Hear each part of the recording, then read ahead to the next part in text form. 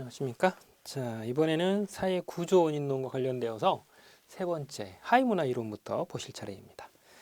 이 하위 문화 이론을 보시면 코헨이라는 학자가 주장한 하위 문화 이론이 있고 밀러가 주장한 하위 문화 이론이 있습니다. 이제 하위 문화를 보는 시각이 두 사람은 좀 다른데요.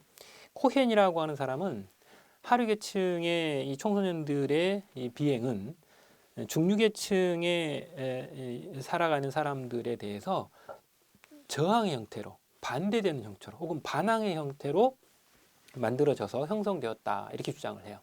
결과적으로 이제 중류 계층과 하류 계층 간의 대립 과정 속에서, 갈등 속에서 나타났다, 이렇게 보는 거죠. 그런데 밀러의 주장은 전혀 달라요. 원래 이 하위 문화는 그런 원래 문화가 있다, 이렇게 주장을 해요. 중류 문화하고 어떤 갈등 관계 속에서 무슨 저항 혹은 반항 속에서 나타나는 게 아니라 원래 하위 문화에 그런 어떤 문화적인 가치나 규범을 갖고 있기 때문에 그게 정상적인 어떤 반응이다, 정상적인 반영인 것이다, 이렇게 주장하는 게 밀러의 주장이에요. 그래서 중류계층하고 별반 상관이 없다, 이렇게 주장하는 것이죠. 그래서 양자가 다르게 지금 표현이 되고요. 그 다음 문화갈등 이론입니다. 문화갈등 이론은 거기 나와 있는 것처럼 시카고 학파가 주장을 했습니다. 이것도 이제 어떤 특정 지역의 어떤 문화적인 갈등을 통해서 범죄가 나타난다, 이렇게 주장을 했는데, 거기 보면 셀렌 문화갈등 이론과 관련된 부분에서 보면 문화갈등이 바로 범죄 유발 원인이다, 이렇게 봐요.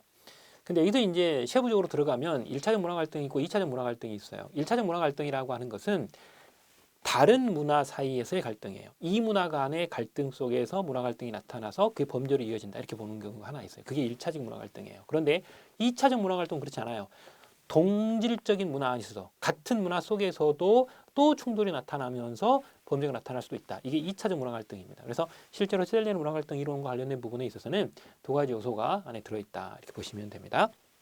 그 다음 여기까지가 이제 사회 구조 원인론적인 요소를 설명을 드린 거고, 그 다음에 이제 사회 과정 원인론적인 부분을 보겠습니다. 사회 과정 원인론적인 부분이라고 하는 것은 방금 전에 사회 구조 원인론과 같이 넓은 시각이 아니에요. 사회 전체 이렇게 보는 부분이 아닙니다. 그게 아니고 사회 과정 원인론은 반응이에요. 쉽게 말하면.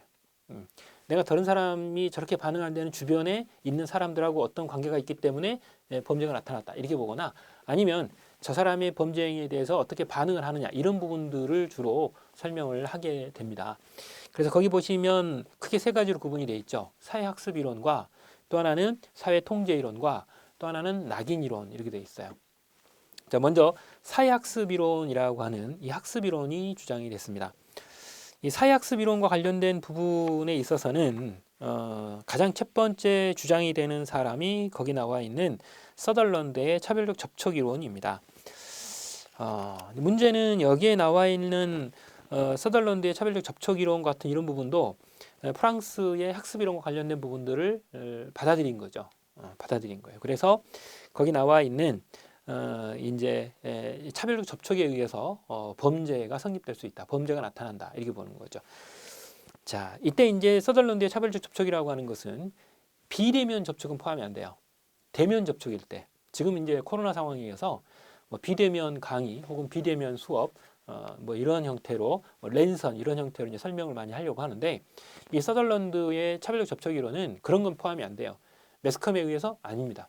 전반적으로 사람을 직접 만났을 때, 직접 얼마나 자주 만나느냐, 얼마나 강하게 만났느냐, 그리고 그 사람의 영향력이 어느 정도이냐, 이런 것들을 통해서 범죄자가 될 수 있다, 이렇게 주장하는 것이 서덜런드의 차별적 접촉 이론이다, 이렇게 보는 거예요. 그래서 이 범죄라고 하는 것은 범죄적 전통을 가지고 있는 사회에서 많이 발생이 된다. 왜? 그걸 강하게 배우고 자주 보고 자주 만나기 때문에 그렇게 된다라고 보는 거죠. 그래서 결과적으로 범죄라고 하는 것도 정상적인 학습 과정하고 똑같다. 얼마나 접촉을 자주 하느냐, 얼마나 자주 동료가 되느냐, 이런 부분들을 따진다라고 하는 것이죠. 그런데 이 서덜랜드의 차별적 접촉 이론이라고 하는 이 개념은 오른쪽에 설명되어 있는 것처럼 앞에 나와 있는 사회 구조 원인에서 주장하는 스튜어트 맥케이의 사회 해체라는 개념을 일단 받아들이지 않고, 그 대신에 서덜런드는 사회적 분화라고 하는 개념을 여기에 들였어요. 그리고 프랑스에서 주장이 됐던 개인 학습이 아니라 이거는 사회 학습이라고 하는 부분을 여기서 이제 규정을 했던 것이죠. 그래서 이제 두 가지를 일단 믹서를 시킨 겁니다. 불란서에서 넘어온 개인 학습에 대한 부분을 사회적 학습으로, 그리고 슈아 맥케가 주장했던 사회 해체라고 하는 부분을 여기서는 사회적 분화라고 하는 개념으로 이제 받아들여서 만들어 놓은 이론이 사회적 접촉, 분화적 접촉 이론이다 이렇게 보는 겁니다.